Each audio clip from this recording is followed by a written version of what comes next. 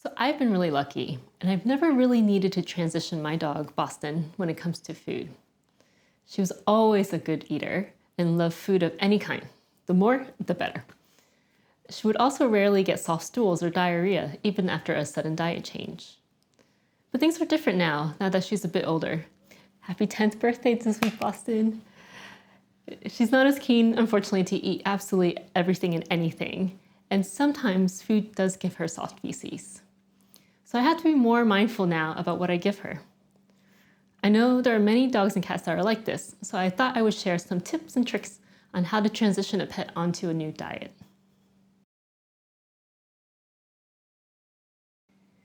Now, there are two main reasons why every pet should have a transition period when changing to a new diet. The first is to help with acceptance of the new diet, which may or may not be an issue with your pet. But the second, more important reason is to help reduce the risk of gastrointestinal signs, or GI signs. This can include anything from soft feces to full-on diarrhea to nausea to vomiting. And the problem with the latter in particular is that this can lead to something called a learned food aversion. Now, this is an ingrained phenomenon that occurs in many species, including humans.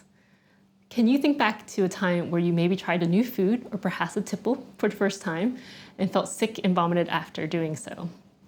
You may have then developed a repulsion to that food or drink every time you see it or smell it, as your body associates that as being poisonous, even though it wasn't. The same thing can happen with our dogs and cats as well.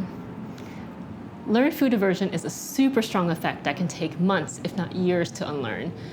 And it can be an issue if you're really trying to change your pet onto a therapeutic diet. So that's why doing everything you can to avoid a learned food aversion is just so important. The principles of transitioning applies to introducing a new commercial diet or to a homemade diet that has supplements, such as with our Complete Me supplements. You can do the same steps for either until you get your dog and cat onto the new diet. So we generally recommend a 7-day transition period for dogs. While some dogs can go through the transition period much quicker, on average, 7 days seem to fit most dogs. So how do you do it? On the first day, replace 25% of your dog's old food with the new food. I recommend placing the new food at the bottom of the bowl and adding the old food on top. This will allow your dog to start eating what's familiar, giving them a chance to get their appetite going before they get introduced to the new food later on in their meal. After 2 days, if your dog is eating the food well without leaving any of the new food behind, and there are no GI signs, then increase the amount of the new food to 50% of the meal, and then reduce the old food to 50% as well.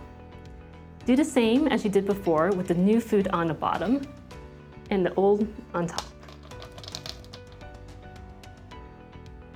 After another 2 days, if all is well, increase the new food to 75% of the meal and reduce the old to 25%, still with the old food on top.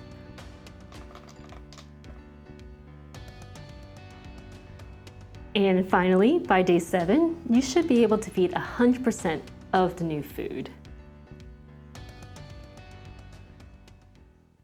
Now, this is just a rule of thumb, and some dogs can take a shorter or longer amount of time. At any point, though, if there are GS signs or they're reluctant to eat the new food, you can back off a bit and reduce the amount of the new food for a few days.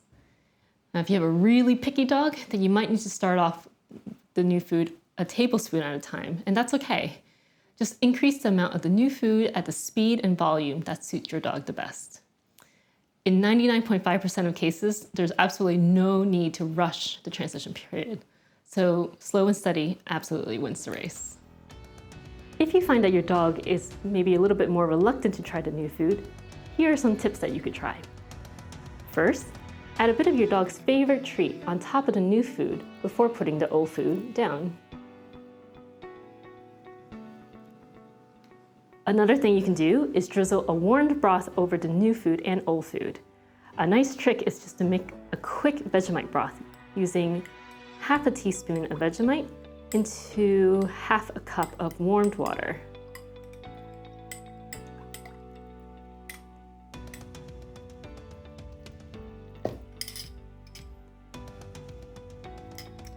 And then other thing you could do is that you can try feeding the meal in a totally new location, because that might create some interest and excitement.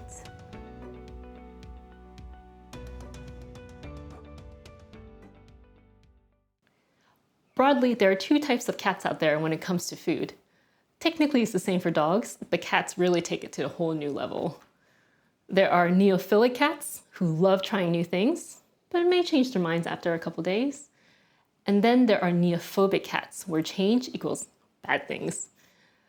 While these two types of cats are different, I would still recommend starting with a slow transition for any new diets, 10 to 14 days in fact. You can always speed it up, the transition period for your neophilic cat, but at least you can gauge their response in the bowl and in the litter box and adjust accordingly. On the first day, introduce just a teaspoon of the new diet by adding it next to the food that they normally eat. This will allow your cat to be introduced to the new food aromas, but they do not have to eat it. Do this for about 4 days or so. If your cat starts to show interest or even start eating the new food, you can then increase it to 2 teaspoons of the new food. And you can also start moving the food items a little bit closer together.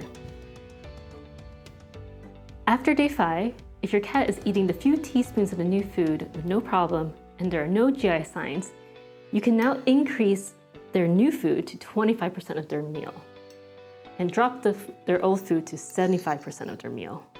These guys can now be fed side by side. After day 7, and if all is well, now you can increase the new food to 50% of the meal and reduce the old diet to 50% as well.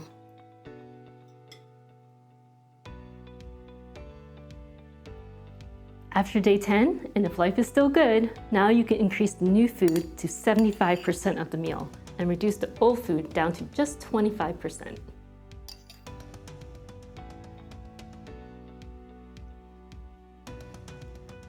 And finally, by day 14, your cat should be enjoying 100% of their new diets. If at any point there is a reluctance to eat the new diet, or if there are GI signs, reduce how much of the new diet you're giving for a few days. Only increase if everything is going well. So some tips you could consider for your cat, if they're a little bit picky, is the following. The first, if you're actually transitioning from a dry kibble to a fresh diet, it might be easier to transition to a canned food first. Then, once they're actually eating the canned food solely, you can then transition from the canned food to the raw diet or the cooked diet. Feeding on a flat plate to avoid whisker fatigue is also really helpful, as that can be bothersome in some cats. Another thing you can consider is to warm the new food to 37 degrees Celsius, as studies have shown that that increases the palatability for cats, especially when they're seniors. You can also leave the plate of food down overnight or during quiet periods, because that will allow your cat to do their own exploration on their own time. And finally, you can also consider crumbling your cat's favorite treats over the new food only, and slowly reduce this as they start eating the new food. The idea is that the treats are there as a bit of enticement, but you don't want to need to be putting crumbles on every time. An important thing to remember with cats especially, but also in dogs, is to not force them and to not withhold food if they're not wanting to eat the new diet. This can be particularly dangerous in overweight cats, and it's not the right way to encourage them to eat the new food anyways. Also, remember how I said slow and steady wins the race in picky dogs? Well, it's a little bit like 2 steps forward, 1 step back. That can be the pace for some really picky cats. It can take a month or 2 to fully transition them, so it's all about patience. But with the right strategy and persistence, though, even the most stubborn can be convinced. Thanks so much, guys, for watching. Please check out our blog for more information and for a printable handout on how to transition a dog or a cat onto a new diet. Also, please subscribe if you'd like to see more content like this. We'll see you next time.